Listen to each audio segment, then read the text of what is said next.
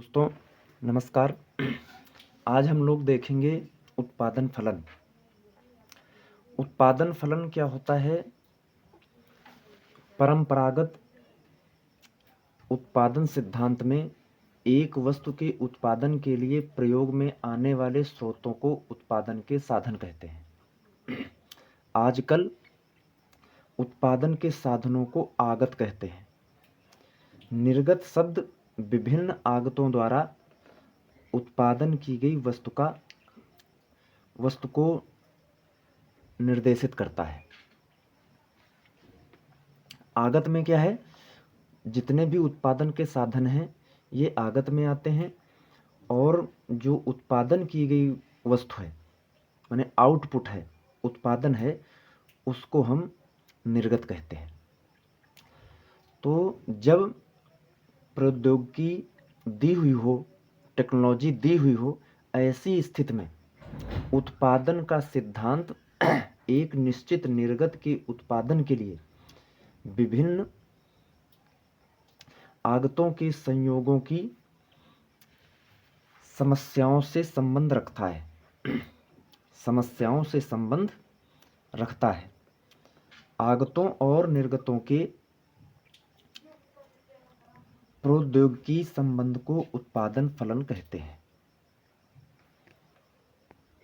Professor स्टिगलर ने इस प्रकार इसके विषय में अपनी परिभाषा दी है कि उत्पादन फलन उत्पादकी सेवाओं की आगत की दरों और वस्तु के उत्पादन की दर के बीच संबंध को दिया गया नाम है। यह अर्थशास्त्री के तकनीकी ज्ञान का सारांश है। प्रोफेसर स्टिगलर। अब जो भी उत्पादन होता है, क्वांटिटी जो उत्पादित होती है, वो किन किन चीज़ों का फंक्शन है उसको भी हम लोग देखते हैं। Q बराबर F ये फंक्शन के लिए लिया गया है, और इसको लिखते हैं LMNCT। L का मतलब है लेबर, M का मतलब है मैनेजमेंट, N का मतलब है नेचुरल रिसोर्सेस, जो प्राकृतिक साधन है जैसे भूमि है। C में आपकी पूंजी आती है कैपिटल, और T में टेक्नोलॉजी, प्रौद्योगिकी। तो प्रायः क्या होता है कि M, N और T इसको हम जब स्थिर मान लेते हैं तब कैसे इसको व्यक्त करते हैं? Q बराबर FLC, अर्थात जो क्वांटिटी है, जो उत्पादित की गई मात्रा है, वह श्रम और पूंजी के संबंध को दर्शाता है। माने जो उत्पादन है ये श्रम और पूंजी पर निर्भर करता है। और वैसे किन किन चीज़ों पर निर्भर करता है? मैनेजमेंट पर। अगर अच्छा मैनेजमेंट नहीं है तो भी उत्पादन नहीं होगा, अच्छा उत्पादन नहीं होगा। अगर प्राकृतिक साधन ठीक नहीं है, भूमि ठीक नहीं, वो भी नहीं होगा। अगर टेक्नोलॉजी अच्छी नहीं है तब भी अच्छा उत्पादन नहीं होगा। तो ये सब चीज़ें होती हैं। लेकिन अगर श्रम और पूंजी हम लें, प्रायः यही लिया जाता है, तो इसको हम इस तरीके से व्यक्त कर सकते हैं।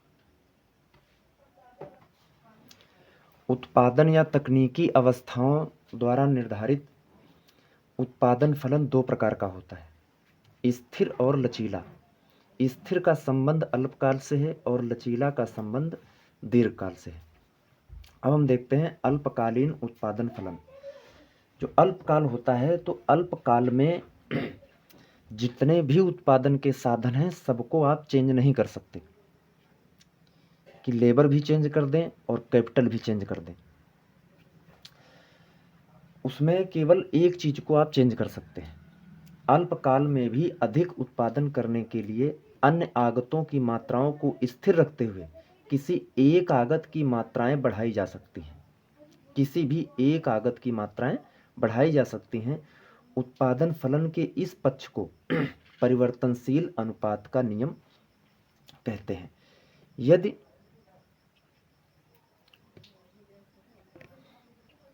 यदि श्रम परिवर्तनशील तथा पूंजी स्थिर हो तो इस प्रकार व्यक्त किया जा सकता है। Q बराबर F, L, C के ऊपर हम डैश लगा देते हैं। तो ऐसी स्थिति में C स्थिर हो गई, कैपिटल स्थिर है और L में चेंज हो सकता है। और जब हम इसी को इसको उल्टा करेंगे, मतलब L को स्थिर कर देंगे तो L के ऊपर डैश लगा देंगे और C चेंज हो जाएगा।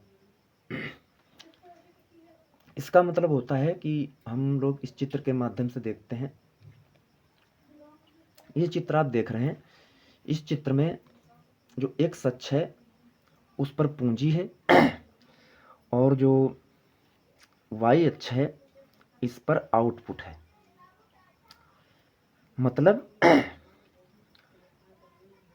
हमने इस चित्र में एल को स्थिर कर दिया।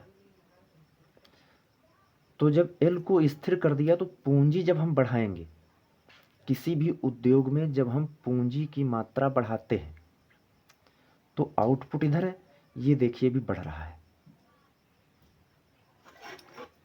जैसे ही ऐसे देखिए कि यहाँ तक पूंजी है तब उत्पादन यहाँ तक है, जो इधर के सामने इधर आएगा। और जैसे ही पूंजी को हम बढ़ाएंगे, मान लो बढ़ाते बढ़ाते यहाँ तक पहुँचे तो क्यू के सामने, तो ये इस तरीके से पहुँचेगा। तो आप देख लीजिए, पहले यहाँ था निर्गत, यहाँ पर संख्या दे देंगे 10, 20, 30, 50, तो पहले कम था और जब पूंजी बढ़ाई गई तो निर्गत बढ़ा। इसी को रिवर्स कर दो, अगर हम यहाँ पर पूंजी की जगह पर लेबर ले लें तो लेबर में भी परिवर्तन करने पर, लेबर बढ़ाने पर हम निर्गत को बढ़ा सकते हैं। लेकिन ये चीज़ ध्यान रखना है कि जो अल्पकाल होता है उसमें एक ही चीज़ बढ़ेगी, एक समय में हम सारी चीज़ों को चेंज नहीं कर सकते हैं। दोस्तों, जो दीर्घकाल होता है, अभी भी हमने बताया था कि दीर्घकाल में आप सभी आगतों को, आगत का मतलब जो उत्पादन के साधन हैं, उत्पादन करने के लिए जिन जिन साधनों को हम प्रयोग में ला रहे हैं तो उन्हें आगत कहते हैं। उन आगतों को आप, जितने भी आगत हैं सबको परिवर्तन कर सकते हैं। इसलिए कहा जाता है कि दीर्घकाल में सभी आगतें परिवर्तनशील होती हैं। और स्वाभाविक भी है कि जैसे मान लीजिए आपको 2 घंटे में कुछ चेंज करना है तो 2 घंटे में एकदम से आप क्या चेंज कर देंगे? एक ही चीज़ की व्यवस्था कर पाएंगे, या तो कैपिटल की कर लो या लेबर की कर लो, दोनों चीज़ें नहीं हो पाएंगी। कि अगर आपने काफ़ी बढ़ा भी दिया, मान लो लेबर बहुत ज़्यादा बढ़ा दिए, तो बढ़ाने के लिए फिर उनके रहने के लिए भी तो जगह चाहिए जहाँ वो काम करेंगे, तो इसके लिए पूंजी चाहिए। लेबर तो तुरंत बढ़ा दिया, दूसरे दिन बढ़ जाएंगे, लेकिन दूसरे दिन जगह कहाँ होगी?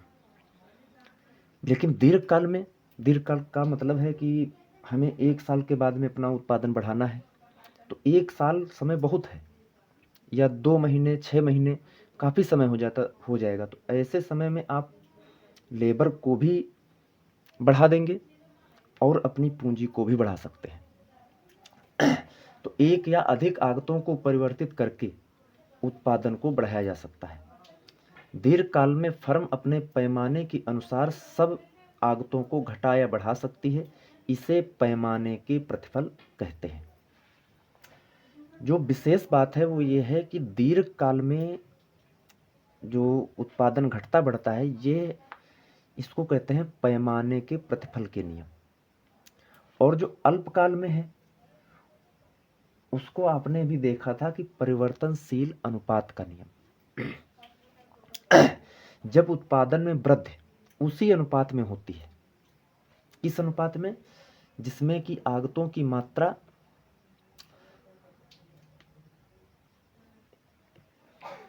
जब उत्पादन में वृद्धि आगतों की मात्रा के अनुपात में हो।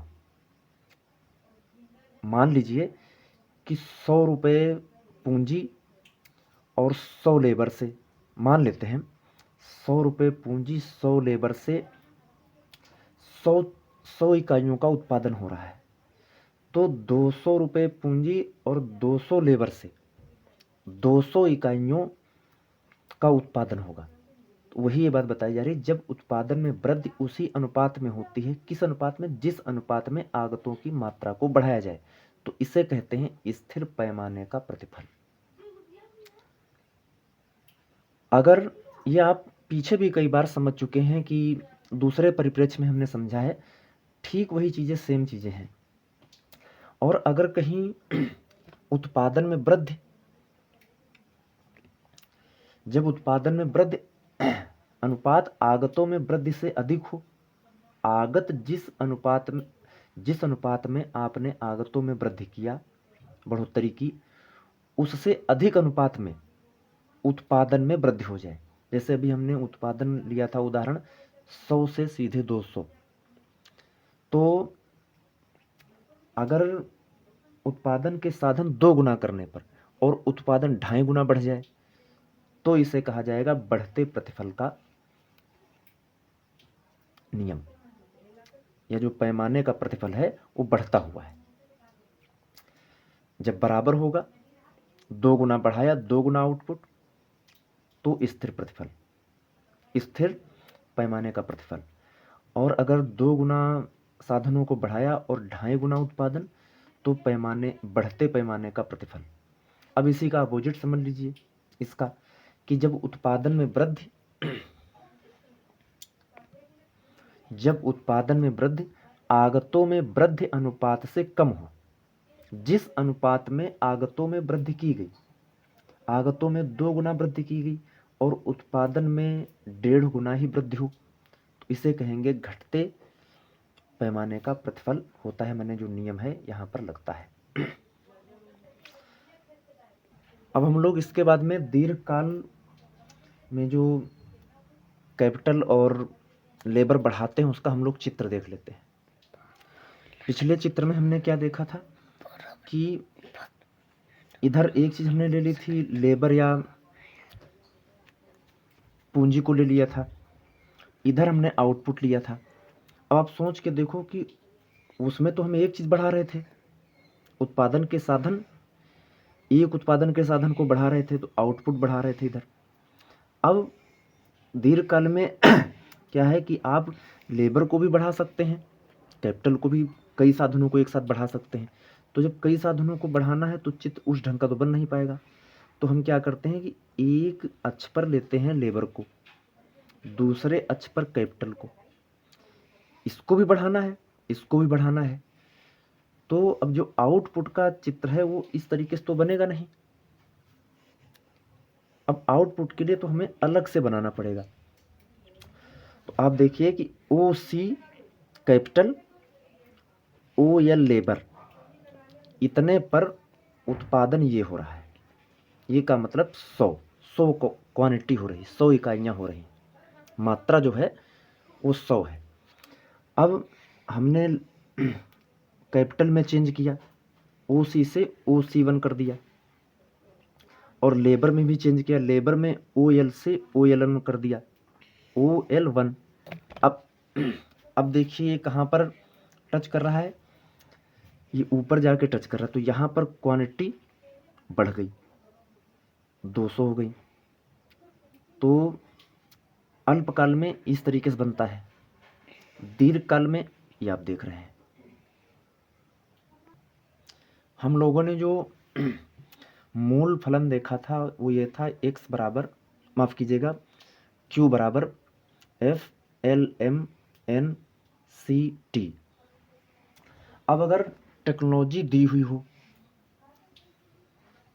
का मतलब हम मान लेते हैं कि स्थिर है, तो हम इसको लेते ही नहीं है, सब में समान है। तो यदि सब आगतों की मात्राएं n गुना बढ़ा दी जाए तो उत्पादन n गुना बढ़ जाता है, तब उत्पादन फलन क्या बन जाता है, इधर जब n से, इनमें सब में जब हम n से गुणा करेंगे, l को n से, m को n से, n को n से, c को n से। मान लीजिए हम 2 गुना लेबर कर रहे हैं, 2 गुना m मैनेजमेंट कर दिया, 2 गुना प्राकृतिक साधन कर दिए, 2 गुना कैपिटल कर दी, तो जो उत्पादन है वो भी 2 गुना हो जाएगा। तो जब ये बराबर के जो दोनों तरफ है, इधर में जितना आपने चेंज किया उतना ही चेंज इधर हो जाए, उतने गुना। तो क्या होता है, जो फलन है वो समरूप होता है, उसको हम समरूप फलन कहते हैं, या इसको प्रथम कोटि भी कहते हैं।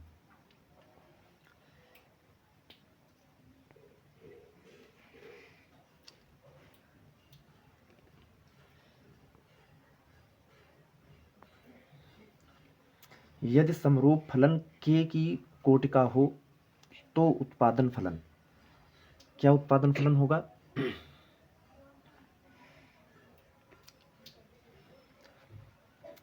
जो n अभी हमने बताया था, तो n के गुणा q, आप पूरा समझ रहे हैं। अगर यहाँ पर k का मान 1 आता है तो स्थिर पैमाने की प्रतिफल की स्थिति होगी। अगर k 1 से बड़ा है तो बढ़ता प्रतिफल, और अगर k 1 से छोटा है, कम है, तो घटता प्रतिफल। इस प्रकार एक उत्पादन फलन दो प्रकार का होता है। नंबर 1 प्रथम कोटि का रेखीय समरूप, और दूसरा 1 से कम या अधिक कोटि का गैर समरूप।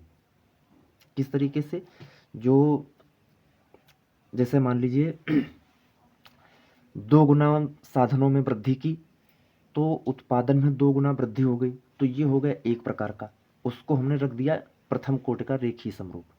और जो कम और अधिक हो रहा है उत्पादन में, उत्पादन के आगतों के अनुपात से,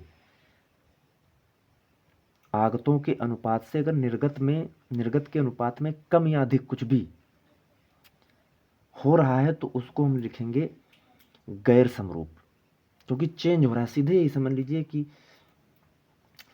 2 गुना साधनों में वृद्धि तो 2 गुना उत्पादन में, तो ये हो गया प्रथम कोटि का। और अगर 2 की तुलना में 2.5 हो रहा है और 2 की तुलना में 1.5 हो रहा है तो उसको हम इसमें रखेंगे 1 से कम या अधिक कोटि का गैर समरूप। तो आज हम लोगों ने समझ लिया है। बहुत बहुत धन्यवाद।